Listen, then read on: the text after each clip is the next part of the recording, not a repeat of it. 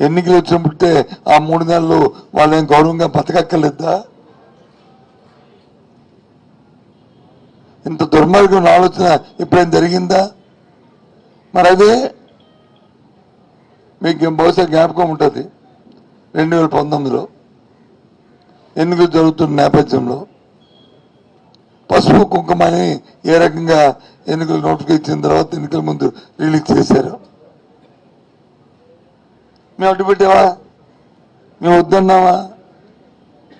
మేము ఇవ్వకూడదని మేము అడిగావా?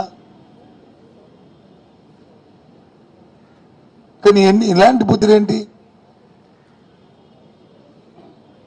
దయచేసి రాష్ట్రంలో ఉన్న మహిళా సోదరిమణుల్ని, రైతాంగాన్ని, విద్యార్థుల్ని కోరుతున్నాం.